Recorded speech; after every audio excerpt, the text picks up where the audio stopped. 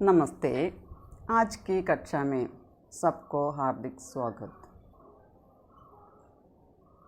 നാളെ കാലിക്കറ്റ് യൂണിവേഴ്സിറ്റിയുടെ സെക്കൻഡ് സെമസ്റ്ററിൻ്റെ ആദ്യത്തെ ക്ലാസ്സാണ്. ഏതൊക്കെ പുസ്തകങ്ങളാണ് നമുക്ക് പരിചയപ്പെടാം, സിലബസ് എന്തെല്ലാമാണ് നമുക്ക് പഠിക്കാനുള്ളതെന്ന് നോക്കാം. നമ്മുടെ സെക്കൻഡ് സെമസ്റ്ററിൻ്റെ പേര് പോയട്രി, കറസ്പോണ്ടൻസ് ആൻഡ് ട്രാൻസ്ലേഷൻ എന്നാണ്.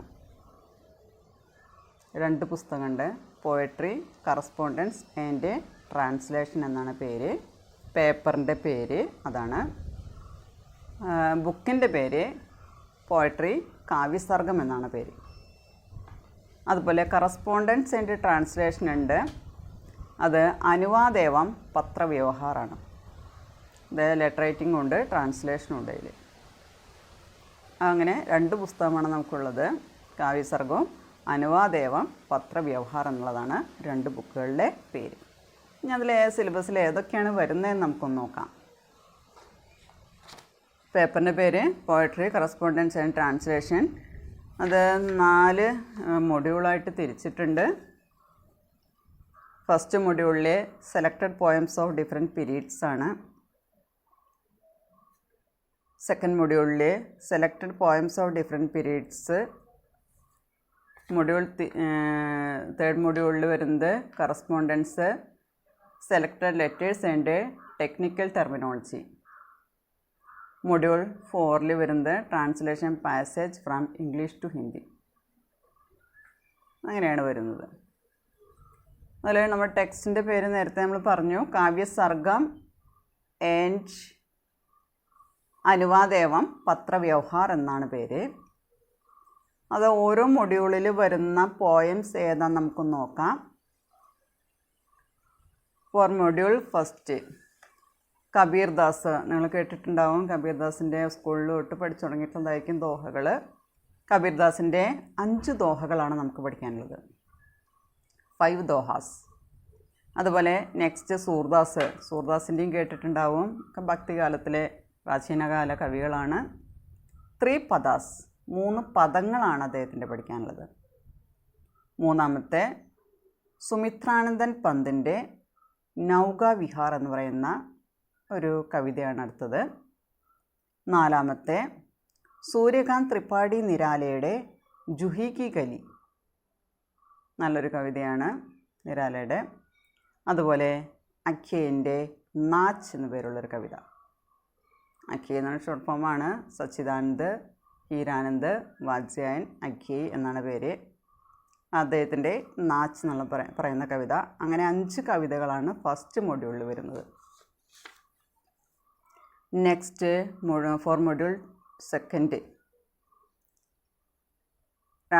അടുത്ത കവിത അനാമിക എഴുതിയ മൗസ്യാം. അനാമിക സ്ത്രീ സാഹിത്യകാരിയാണ്. അവരുടെ മൗസ്യാം എന്ന് പറയുന്ന കവിത. സരിത ശർമ്മയുടെ ബേട്ടി, അരുൺ കമലിൻ്റെ മുക്തി, ജ്ഞാനേന്ദ്രപതിയുടെ പ്യാസ കുവ, ലാസ്റ്റ് ഗഗൻ ഗില്ലിൻ്റെ ഇസ്തരൽ. അങ്ങനെ നമുക്ക് 10 കവിതകളാണ് പഠിക്കാനുള്ളത്. ആദ്യത്തെ മൊഡ്യൂളിൽ 5 കവിത, രണ്ടാമത്തെ മൊഡ്യൂളിലും 5 കവിത. അങ്ങനെ മൊത്തം 10 കവിതയാണ് നമുക്ക് സെക്കൻഡ് സെമ്മിൽ പഠിക്കാനായിട്ടുള്ളത്. ഇനി തേർഡ് മൊഡ്യൂളിൽ വരുന്നത് ലെറ്റേഴ്സാണ്. ലെറ്റർ റൈറ്റിംഗ് വരുന്നുണ്ട്. ലെറ്ററിൽ വരുന്നത് ഇതൊക്കെയാണ്. അതായത് പേഴ്സണൽ ലെറ്റർ ഉണ്ട്, ആപ്ലിക്കേഷൻ ലെറ്റർ ഉണ്ട്, ലെറ്റർ ഓഫ് ഓർഡർ ഉണ്ട്, കംപ്ലയിൻറ്റ് ലെറ്റർ ഉണ്ട്, ബിസിനസ് ലെറ്റർ ഉണ്ട്. അത് ബാങ്കിൻ്റെയും ബീമ ഇൻഷുറൻസിൻ്റെയും വരുന്നുണ്ട് ബിസിനസ് ലെറ്ററിൽ.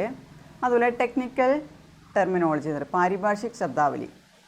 നിങ്ങൾ സ്കൂളിൽ അല്ലെങ്കിൽ +2 പഠിച്ചിട്ടുണ്ടാകും. വേർഡ്സ് ഇംഗ്ലീഷിൽ വേർഡ്സ് എന്നിട്ട് ഹിന്ദിയിലേക്ക് ആക്കുക, ഹിന്ദിയിൽ നിന്ന് വന്നിട്ട് ഇംഗ്ലീഷിലേക്ക് ആക്കുക എന്നൊക്കെ പറഞ്ഞിട്ട് പഠിച്ചിട്ടുണ്ടാകും. അത് ഒരു 1 തൊട്ട് 50 വരെയുള്ള വേർഡ്സാണ് നമുക്ക് പഠിക്കേണ്ടത്. തേർഡ് മൊഡ്യൂളിലാണ് വരുന്നത്. ഇപ്പോൾ ലെറ്റേഴ്സിൽ പേഴ്സണൽ ലെറ്റർ ഉണ്ട്, application letter, letter of order, complaint letter, business letter. അതുകൂടാതെ 1 തൊട്ട് 50 വരെയുള്ള പാരിഭാഷിക് ശബ്ദാവലിയും കൂടി പഠിക്കണം. നമ്മുടെ ലെറ്ററിൻ്റെ ബുക്കിൽ തന്നെയാണ് അതുള്ളത്. മൊഡ്യൂൾ 4 എന്ന് പറയുന്നത് translation passage from English to Hindi. ഇംഗ്ലീഷിൽ നിന്ന് ഹിന്ദിയിലേക്ക് ട്രാൻസ്ലേറ്റ് ചെയ്യുക. പണ്ട് നിങ്ങൾ +2 ചെയ്തിരുന്ന പോലെ തന്നെ ഒരു പാരഗ്രാഫ് തരും, അത് ഇംഗ്ലീഷിൽ തരും, നമ്മൾ ഹിന്ദിയിലേക്ക് ട്രാൻസ്ലേറ്റ് ചെയ്യുക. ഇതാണ് നമ്മുടെ സിലബസ്. നമുക്ക് പഠിക്കാനുള്ള ഭാഗങ്ങൾ ഇത്രയുമാണ്. ഫസ്റ്റ് നമ്മളിതിൽ പറയുന്ന കബീർദാസിൻ്റെ ദോഹയാണ്. കബീർദാസിനെ കുറിച്ചാണ് നമുക്ക് പഠിക്കാനുള്ളത്.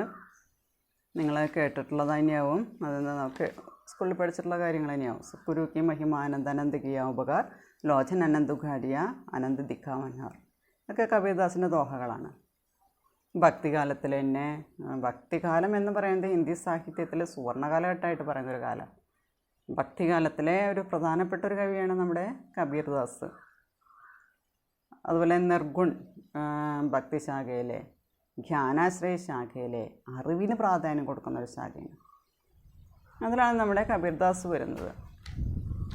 കബീർദാസിന് എഡ്യൂക്കേഷനൊന്നും ഉണ്ടായിരുന്നില്ല, വിദ്യാഭ്യാസമൊന്നും ഉണ്ടായിരുന്നില്ല.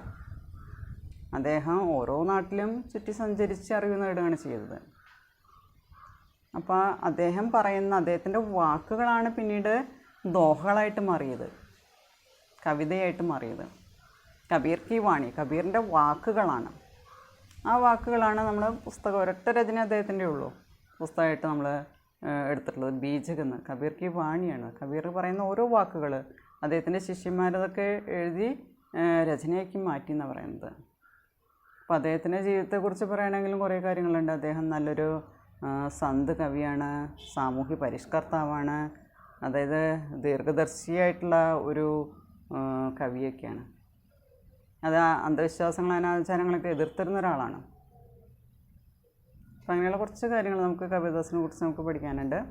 അപ്പോൾ നമുക്ക് കബീർദാസ്, ഇവിടെ നമ്മൾ കവി പരിചയം ഒന്ന് നോക്കാം. കബീർദാസ് एक महान संत, समाज सुधारक और क्रांतिदर्शी कवि है. കബീർദാസ് മഹാനായ ഒരു സന്താണ്, സാമൂഹ്യ പരിഷ്കർത്താവാണ്, അതുപോലെ തന്നെ ക്രാന്തിദർശി കവി ഹെ, വളരെ ദീർഘദർശിയായിട്ടുള്ള ഒരു കവി കൂടിയാണ് കബീർദാസ്. हिंदी की निर्गुण काव्यधारा के अंतर्गत ज्ञानाश्रय शाखा के अब अग्रणी कवि हैं. ഹിന്ദി സാഹിത്യത്തിലെ ഭക്തികാലം എന്ന് പറയും. ഭക്തികാലത്തിലെ നിർഗുൺ കാവ്യധാരയുടെ ഉള്ളിൽ വരുന്ന, നിർഗുണിലെ 2 ശാഖകൾ, ഭക്തികാലത്തിലെ നിർഗുൺ ഭക്തിധാരയിലെ 2 ശാഖകളുണ്ട്. ജ്ഞാനാശ്രയ ശാഖ, പ്രേമാശ്രയ ശാഖ. അതിലെ ജ്ഞാനാശ്രയ ശാഖയിലാണ്, അല്ലെങ്കിൽ അതിലെ ഫേമസ് ആയിട്ടുള്ള ഒരു കവിയാണ് കബീർദാസ്. നിർഗുൺ കവിധാരയുടെ ഉള്ളിൽ വരുന്ന ജ്ഞാനാശ്രയ ശാഖയിലെ പ്രമുഖ കവിയാണ് കബീർദാസ്. ഇനി സന്ത് സമ്പ്രദായ കാ പ്രവർത്തക മാനാ ജാതാ ഹെ. സന്ത് സമ്പ്രദായത്തിൻ്റെ പ്രവർത്തകനായിട്ട് കബീർദാസിനെ കണക്കാക്കുന്നു. കബീർ കാ ജന്മ വിക്രം സംവത് 1455 के आसपास काशी में हुआ. പണ്ടത്തെ മലയാള വർഷം എന്ന് പറയും. അത് കബീർദാസിൻ്റെ ജനനം എന്ന് പറയുന്നത് 1455, അതായത് ഇപ്പോഴത്തെ 1398 കാശിയിലാണ് അദ്ദേഹം ജനിച്ചത്. ഏകദേശം ഒരു കണക്കാണത്, കൃത്യമായിട്ടുള്ള കണക്കുകളൊന്നും കിട്ടിയിട്ടില്ല. ജനനത്തെക്കുറിച്ചായാലും മരണത്തെക്കുറിച്ചായാലും കൃത്യമായിട്ടുള്ള രേഖകളും കാര്യങ്ങളൊന്നുമില്ല. ഏകദേശം ഒരു കണക്കാണ് പറയുന്നത്. 1398 ജനിച്ചു എന്ന് പറയുന്നു. एक किंवदंती के अनुसार किसी विधवा ब्राह्मणी की कोख से इनका जन्म हुआ, जिसने लोगलाज के भय से नवजात शिशु को लहरतारा तालाब के किनारे छोड़ दिया. ഒരു കിംവദന്തി അവിടെ പ്രചരിച്ചിരുന്നു. അതിൽ പറയുന്ന കാര്യം എങ്ങനെയാണ്, ഒരു വിധവയായ ബ്രാഹ്മണ സ്ത്രീയുടെ ഗർഭത്തിൽ നിന്നാണ് കബീർദാസ് ജനിച്ചതെന്നാണ് പറയുന്നത്. അതുമാത്രമല്ല, അങ്ങനെ വിധവയായ ബ്രാഹ്മണ സ്ത്രീ ആയിരുന്നു, അതുകൊണ്ട് തന്നെ ലോകലാജ് കെ ബൈസ്, അപമാനഭാരം കൊണ്ട് അല്ലെങ്കിൽ അപമാനം കൊണ്ട്, നാണക്കേട് ആലോചിച്ചുകൊണ്ട്, നവജാത ശിശുക്കോ, ഈ ജനിച്ച കുഞ്ഞിനെ ലഹർത്താര താലാബ് കെ കിനാരെ, ലഹർത്താര എന്നു പേരുള്ള ഒരു കുളത്തിനരികെ ഉപേക്ഷിക്കുകയാണ് ചെയ്യുന്നത്. वहाँ से नीरू और नीमा नामक जुलाഹ दമ്പതി ഉസേ ഉടാക്കർ अपने घर ले गए. അവിടെ നിന്ന് നീരു നീമ എന്നു പേരുള്ള നെയ്ത്തുകാരായിട്ടുള്ള ദമ്പതികൾ ഈ കുഞ്ഞിനെ എടുത്ത് അവരുടെ വീട്ടിലേക്ക് കൊണ്ടുപോവുകയാണ് ചെയ്യുന്നത്. ആ കുഞ്ഞിനെ വളർത്തുന്നത് ഇവരാണ്, ജുലാഹ ദമ്പതി, നീരു നീമ. ഉനോനെ ഈ ശിശുക്കോ പുത്രവത് പാല.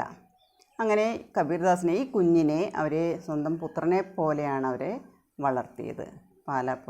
പോഷൺ ചെയ്യുക, പരിപാലിച്ചു പോകുന്നത് അങ്ങനെയാണ്.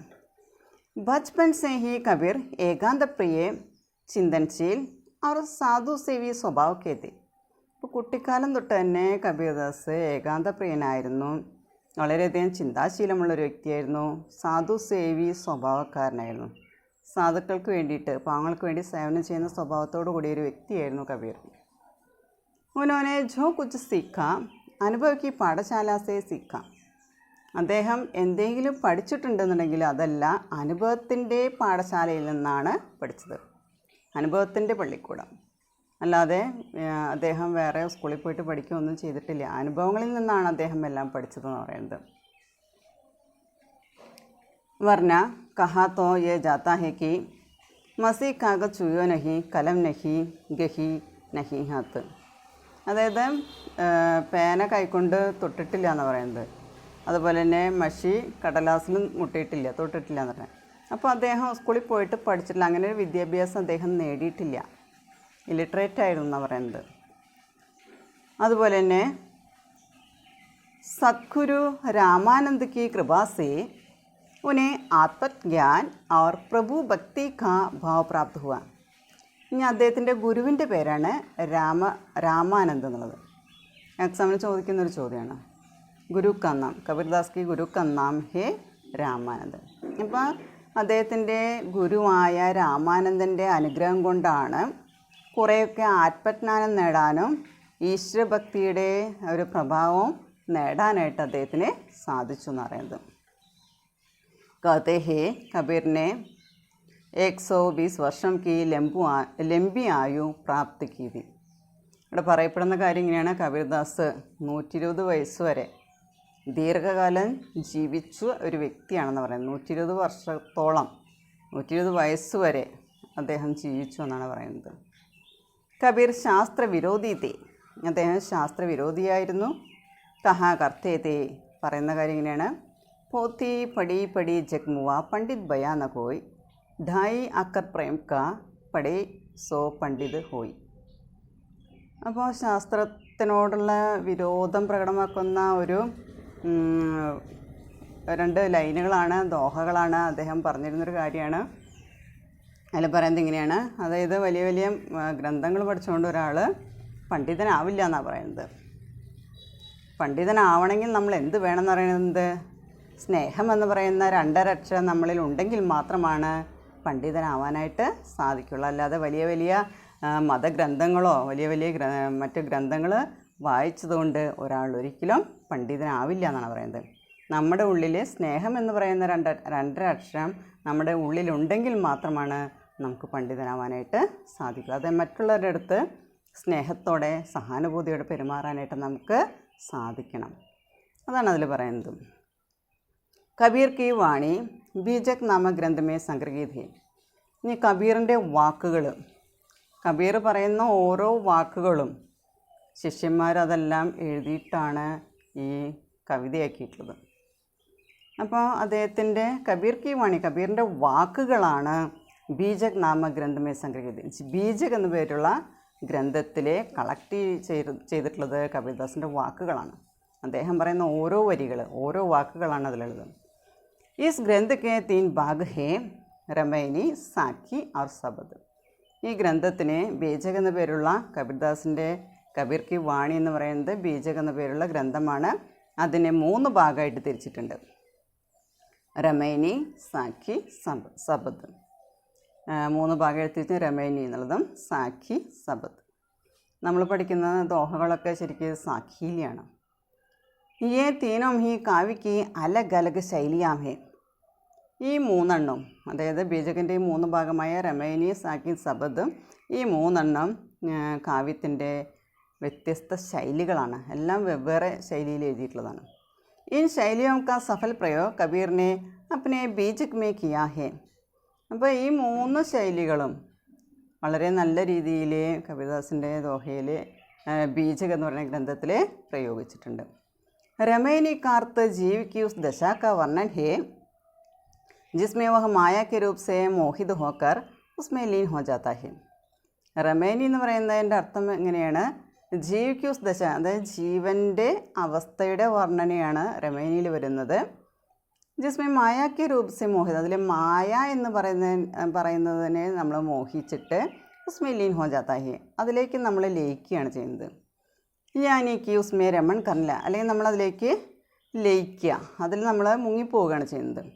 ഇസ് മായാ ക തിരസ്കാർ കർ ഈശ്വർ की पहचान करने वाले को कबीर ने रमैनी कहा है. അപ്പോൾ ഈ മായാബന്ധനത്തിൽ നിന്ന് മോചിതനായി കഴിഞ്ഞാൽ, അല്ലെങ്കിൽ മായയെ നമ്മൾ തിരസ്കരിച്ചിട്ട് ഈശ്വരനെ തിരിച്ചറിയാനായിട്ട് നമുക്ക് സാധിച്ചു കഴിഞ്ഞാൽ അവരെ പറയുന്ന പേരാണ് റമൈനി എന്ന് പറയുന്നത്.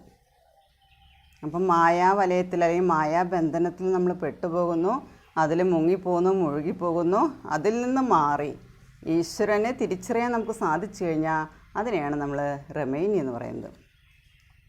സാക്ഷി കാ അർത്ഥ ഹോത്താ ഹേ പ്രത്യക്ഷ ജ്ഞാൻ അഥവാ സാക്ഷി. രണ്ടാമത്തെയാണ് നമ്മൾ സാക്ഷി എന്ന് പറയുന്നത്. അതിൻ്റെ അർത്ഥം എന്ന് പറഞ്ഞാൽ പ്രത്യക്ഷ ജ്ഞാൻ എന്നുള്ളതാണ്, ഡയറക്റ്റായിട്ടുള്ള നോളജ്. അതല്ലെങ്കിൽ സാക്ഷി എന്നാണ് അർത്ഥം. സാക്ഷിയുടെ അർത്ഥം സാക്ഷി അല്ലെങ്കിൽ പ്രത്യക്ഷ ജ്ഞാൻ. യഹ് ദോഹ ശൈലിക്ക് രചന ഹേ, ഇത് ദോഹ ശൈലിയിലെ രചനയാണ്. 2 ലൈനായിട്ട് വരുന്നതാണ് ദോഹകൾ. നമ്മൾ സാധാരണ കബീർദാസിൻ്റെ ദോഹകളാണ് നമ്മൾ പഠിക്കുന്നത്. बीज की अंतिम साखी में कबीर ने कहा है, साखी आंगी ज्ञान की समझी देखो मनो माहिम, बिनु साखी संसार का झगड़ा चूटत नहीं. ഇവിടെ പറയുന്നുണ്ട്, അതായത് ബീജകിൻ്റെ അവസാനത്തെ സാക്കിയിൽ കബീർദാസ് പറയുന്നുണ്ട്, അതായത് അറിവാകുന്ന കണ്ണ് അത് നമ്മൾ കണ്ട് മനസ്സിലാക്കണം എന്ന് പറയുന്നത്. അറിവ്, ഈ ലോകത്തെക്കുറിച്ചുള്ള അറിവ് നേടാതെ, അങ്ങനെയാണെങ്കിൽ മാത്രമാണ് അറിയാൻ സാധിച്ചാൽ, നമുക്ക് അറിവ് നേടിക്കഴിഞ്ഞാൽ നമ്മൾ വഴക്കിലൊന്നും നമ്മൾ പെട്ടുപോവില്ല. ശബ്ദ ശബ്ദ സേ ബനാ ഹേ ജിസ്കാ പാരിഭാഷി അർത്ഥ ഹേ പരാവാക്ക്. ഈ ശബ്ദ് എന്ന് പറയുന്നത് വാക്കിൽ നിന്ന് നമുക്ക് അറിയാവുന്ന കാര്യമാണ്. ജിസ്കാ പാരിഭാഷ, അതിൻ്റെ പാരിഭാഷിക അർത്ഥം എന്ന് പറയുന്നത് ടെക്നോളജിക്കൽ അല്ലെങ്കിൽ ടെക്നിക്കൽ മീനിങ് എന്ന് പറയുന്നത് പരാവാക്കാണ്, അതായത് പ്രാവീണ്യം എന്നുള്ള അർത്ഥം. കബീറിനെ ശബ്ദ കാ പ്രयोग 2 അർത്ഥോं में किया है. കബീർ ഇവിടെ ഈ ശബ്ദ് എന്നുള്ളതിൻ്റെ പ്രയോഗം 2 അർത്ഥത്തിലാണ് ചെയ്തിരിക്കുന്നത്. ഏക് തോ പുരാതത്വ അർത്ഥമേ, ഒന്ന് പുരാവസ്തു വിജ്ഞാനവുമായി ബന്ധപ്പെട്ടാണ്. രണ്ടാമത്തെ ദൂസര പതുക്കെ ആത്മ, രണ്ടാമത്തെ പദം എന്നുള്ള അർത്ഥത്തിൽ. അപ്പോൾ ശബ്ദ് എന്ന് പറയുന്നത് 2 അർത്ഥത്തിലെ പതുക്കെ അർത്ഥം എന്നുള്ള ഇതിലുണ്ട്, പുരാതത്വ അർത്ഥമേ, 2 ഇതിലാണ് ശബ്ദ് നമ്മൾ പ്രയോഗിക്കുന്നത്. കബീറിനെ ഗുരു കോ ഗോവിന്ദ് സേ ബി അധിക മഹത്വ ദിയാ ഹേ. ഇവിടെ കബീർദാസ് പൊതുവായിട്ട് പറയുന്നൊരു കാര്യം, ഗുരുവിനെ വർണ്ണിച്ചുകൊണ്ടുള്ള, ഗുരുവിൻ്റെ മഹത്വം പറഞ്ഞുള്ള ഒരുപാട് ദോഹകൾ കബീർദാസിൻ്റെ നമുക്ക് കാണാൻ സാധിക്കും. ഇവിടെ പറയുന്നത് ഗുരു കോ ഗോവിന്ദ് സേ ബി അധിക മഹത്വ ദിയാ ഹേ, ഗുരുവിന് ഈശ്വരനേക്കാളും കൂടുതൽ മഹത്വം കൊടുത്തിട്ടുണ്ട് കബീർദാസ് എന്ന് പറയുന്നത്. അദ്ദേഹം ജ്ഞാനാശ്രയ ശാഖയിലെ കവിയാണ്, അറിവിനാണ് പ്രാധാന്യം കൊടുക്കുന്നത്. അതിനോടൊപ്പം തന്നെ ഈശ്വരനേക്കാളും പ്രാധാന്യം അവിടെ ഗുരുവിന് കൊടുക്കുന്നുണ്ട്. ഗുരു ഗോവിന്ദോ ഗഡേ കാക്കേ ലാഗുപ്പായ എന്ന് പറയുന്ന ദോഹയൊക്കെ ഉണ്ട് അദ്ദേഹത്തിൻ്റെ. അതായത് ഈശ്വരനും ഗുരുവും മുന്നിൽ വന്ന് നിന്നാൽ നമ്മൾ ആദ്യം ആരെ നമസ്കരിക്കണം, ആരെ പ്രണമിക്കണം എന്ന് പറയുന്നുള്ളത്. അപ്പോൾ കബീർദാസ് അതിൽ പറയുന്നുണ്ട്, നമ്മൾ ആദ്യം പ്രണമിക്കേണ്ടത് ഗുരുവിനെയാണ്. കാരണം ഗുരുവാണ് നമുക്ക് ഈശ്വരനെ കുറിച്ചുള്ള അറിവ് തരുന്നതെന്ന് പറയുന്നുണ്ട്. അപ്പോൾ ഇവിടെ കബീർദാസ് ഗുരുവിനാണ് ഈശ്വരനേക്കാൾ അധികം പ്രാധാന്യം കൊടുത്തിരിക്കുന്നത്. ഗുരു ഹി ജ്ഞാൻ കാ ദീപക് പ്രജ്വലിത് കർത്ത, ഗുരുവാണ് അറിവിൻ്റെ ദീപം ജ്വലിപ്പിക്കുന്നത്, ഗുരുവാണ് നമുക്ക് അറിവ് പകർന്നു തരുന്നത്, ഗുരുവാണ് ഈശ്വരനെക്കുറിച്ചുള്ള അറിവ് പകർന്നു തരുന്നത് ഗുരുവാണ്. കബീർ കാ രാം സഗുൺ യാ നിർഗുൺ രാം സേ ഭിന്ന നിർവികാർ और അരൂപ് ഹി. കബീർദാസിൻ്റെ രാമൻ എന്ന് പറയുന്നത് സഗുൺ യാ നിർഗുൺ രാം സേ, അതായത് ശരീരത്തോടുകൂടിയുള്ള രാമനായാലും നിർഗുൺ രാമനായാലും നിരാകാരനായിട്ടുള്ള രാമനായാലും അതിൽ നിന്ന് വ്യത്യസ്തമായിട്ടുള്ള നിർവികാർ അരൂപഹേ, നിർവികാരമായിട്ടുള്ള രൂപമില്ലാത്തതാണ്. പതി രൂപമേ ഉസേ ഗ്രഹൺ കർണേ പർ ആത്മാ ഉസ്കി പ്രേയസി ബൻ ജാതി ഹേ. അതായത് ഭർത്താവിൻ്റെ രൂപത്തിൽ രാമനെ സ്വീകരിക്കുകയാണെങ്കിൽ അവിടെ ആത്മാ എന്ന് പറയുന്നത് ഉസ്കി പ്രേയസി ബൻ ജാതി ഹേ, ആത്മാവ് എന്ന് പറയുന്നത് അവിടെ പ്രേയസിയായിട്ട് മാറുന്നു, പ്രിയതമയായിട്ട് മാറുന്നു. ഐസേ പദമേ രഹസ്യവാദിക്ക് സൃഷ്ടി ഹുയി ഹെ. അപ്പം ഇങ്ങനെയുള്ള പദങ്ങളിലൊക്കെ രഹസ്യവാദത്തിൻ്റെ സൃഷ്ടിയുണ്ട്. ഹരി മോര പിയു ബായി, ഹരി മോര പിയു, ഹരി ബിൻ രഹീന സഖേ മോര ജീവ്. അതായത് ഈശ്വരനെ കുറിച്ച് പറയുന്ന, നിരാകാരനായിട്ടുള്ള ഈശ്വരനെ കുറിച്ച് പറയുന്ന കുറച്ച് പദങ്ങളാണ്. കബീർ का मन जिस प्रेमरूपी मदिरा से मतवाला बना हुआ था वह ज्ञान के गुट से तैयार की गई थी. ഇനി കബീർദാസിൻ്റെ മനസ്സ് സ്നേഹമാകുന്ന മധുര നുകർന്നുകൊണ്ട് ഉന്മത്തനായിരിക്കുക എന്ന് പറയുന്നത്, ലഹരി പിടിച്ച അവസ്ഥയിലെത്തുക. വഹ ജ്ഞാൻ കെ ഗുഡ് സെ തയ്യാർ കീ ഗയി തി, അത് അറിവാകുന്ന മധുരം കൊണ്ടാണത് തയ്യാറാക്കിയിട്ടുണ്ടായിരുന്നത്. അപ്പോൾ സ്നേഹം എന്ന് പറയുന്നതിൻ്റെ ആ സ്നേഹമാകുന്ന പാനീയം കുടിച്ച് ഉന്മത്തനായി ലഹരി പിടിച്ചിരിക്കുക എന്ന് പറഞ്ഞാൽ ഇവിടെ ഉദ്ദേശിക്കുന്നത് അറിവ് നേടിക്കൊണ്ട് അവിടെ ഉന്മത്തനായിരിക്കുകയാണ് ചെയ്യുന്നത്. ഇസ്ലിയെ വഹാം അന്ധശ്രദ്ധ ഭാവുകത അവർ ഹിസ്റ്റീരിക് പ്രേമോന്മാദ് കാ നിതാന്ത ഭാവ് ഹേ. അതുകൊണ്ട് തന്നെ ഈ പറയുന്ന കാര്യങ്ങൾ കൊണ്ട് തന്നെ നമ്മുടെ അന്ധമായിട്ടുള്ള ഭക്തി, അതുപോലെ തന്നെ ഭാവുകത്വം, അതുപോലെ തന്നെ ഹിസ്റ്റീരിക്കായിട്ടുള്ള പ്രേമോന്മാദം, ഇതിൻ്റെ എല്ലാം അഭാവം കബീർദാസിൻ്റെ വരികളിൽ കാണാം. कबीर के लिए ये कहा गया है कि वे पहले संत और समाज सुधारक थे, बाद में कवि. ഇപ്പോൾ കബീർദാസിനെ കുറിച്ച് പറയുകയാണെങ്കിൽ നമുക്ക് ആദ്യം പറയാൻ പറ്റുന്ന അദ്ദേഹം ഒരു സന്ത് കവിയായിരുന്നു, ഒരു സന്യാസിയായിട്ടുള്ളൊരു കവിയാണ്.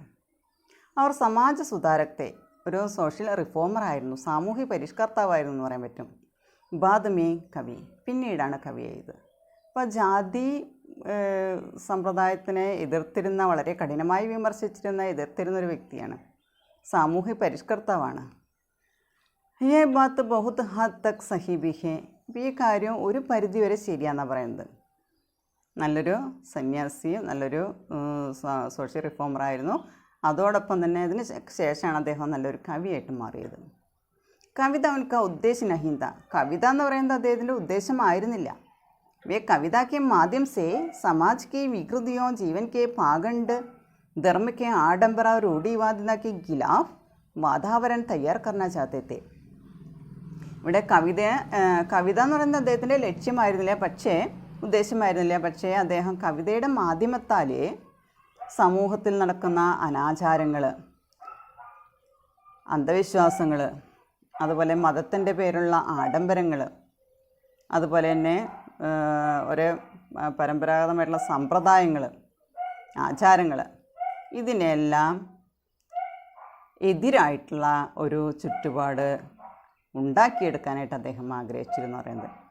ഇപ്പം പല കാര്യങ്ങൾ, അതായത് സമൂഹത്തിന് ആവശ്യമില്ലാത്ത പല കാര്യങ്ങൾ, അന്ധവിശ്വാസങ്ങളുണ്ടായിരുന്നു, ദുരാചാരങ്ങൾ, അനാചാരങ്ങൾ, അതുപോലെ തന്നെ മതത്തിൻ്റെ പേരിലുള്ള ചൂഷണം ചെയ്യൽ, അല്ലെ സമ്പ്രദായങ്ങൾക്ക് എതിരായിട്ട് നിൽക്കുക, ജാതി സമ്പ്രദായം, അങ്ങനെ ഒരുപാട് സമ്പ്രദായങ്ങൾക്ക് എതിരായിട്ട് അങ്ങനെയൊരു സിറ്റുവേഷൻ ഉണ്ടാക്കാനായിട്ട് അദ്ദേഹം ആഗ്രഹിച്ചിരുന്നു.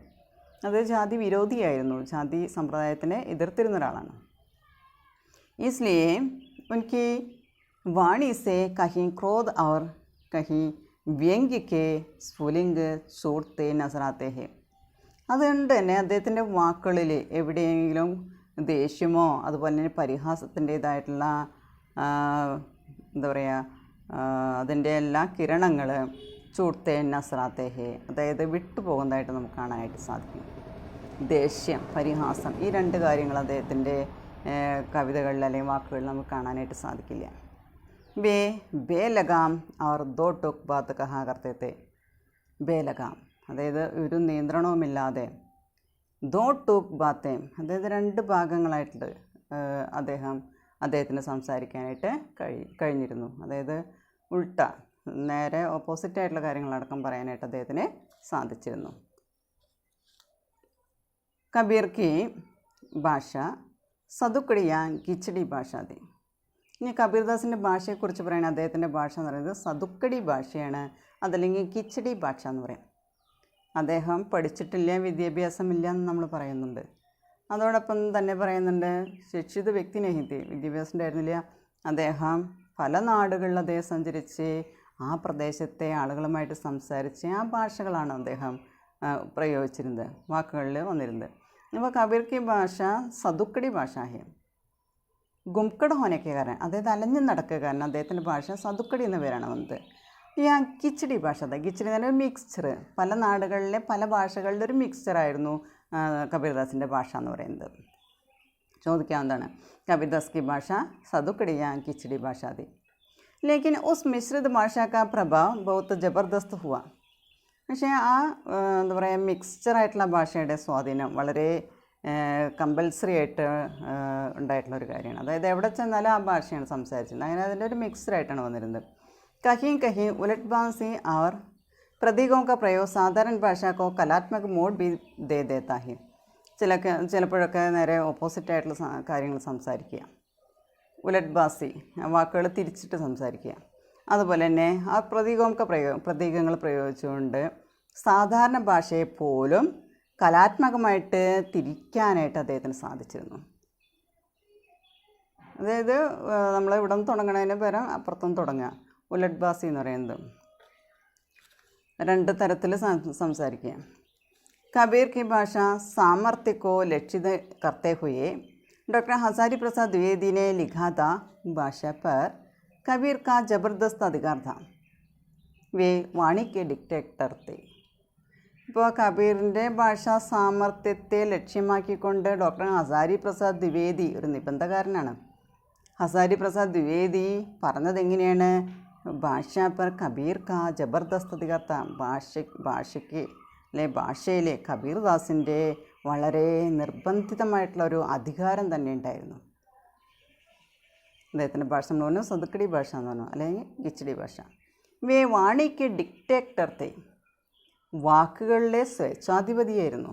വാണിക്ക് ഡിക്റ്റേറ്റർ തെ, വാക്കുകളുടെ ഡിക്റ്റേറ്റർഷിപ്പ്, ഡിക്റ്റേറ്ററായിരുന്നു എന്ന് പറയുന്നത്. ജിസ് ബാത്ത് കോ ഉനോനെ ജിസ് रूप में प्रकट करना चाहा है उसे उसी रूप में भाषा से कहलवाया है.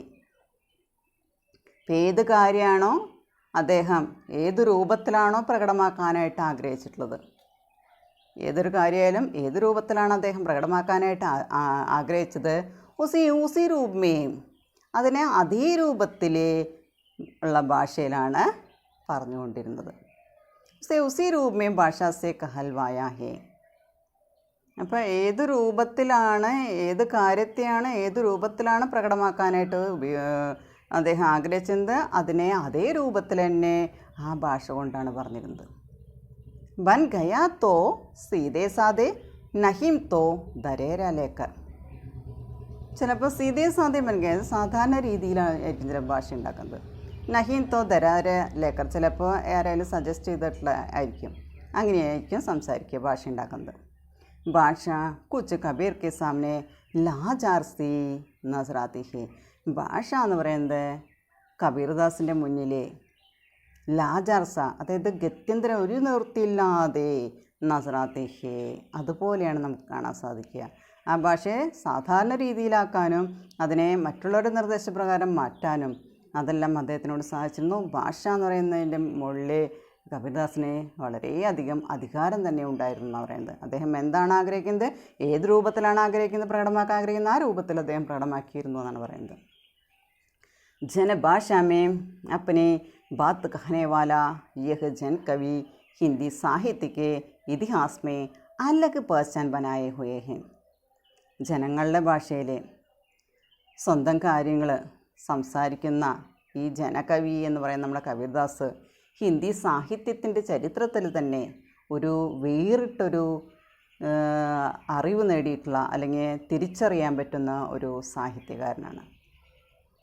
അപ്പോൾ ജനഭാഷമേ അപ്പനി ബാത്ത് കാനേവാല, അത് ജനങ്ങൾക്ക് വേണ്ടി ജനങ്ങളുടെ ഭാഷയിൽ സംസാരിക്കുന്ന ആളെന്നുള്ള നിലയിൽ ജനകവി എന്ന പേരിൽ, ജനങ്ങളുടെ കവി എന്ന പേരിൽ ഹിന്ദി സാഹിത്യത്തിൻ്റെ ചരിത്രത്തിൽ തന്നെ ഒരു വേറിട്ട ഒരു രൂപം തന്നെ അല്ലെങ്കിൽ ഒരു തിരിച്ചറിയാനായിട്ട് സാധിച്ചിട്ടുള്ള ഒരു കവിയാണ് കബീർദാസ്. ഇനി അടുത്ത് നമുക്ക് കബീർദാസിൻ്റെ ദോഹകളാണ് അടുത്ത ക്ലാസ്സിൽ നമുക്ക് നോക്കാം. Okay, thank you.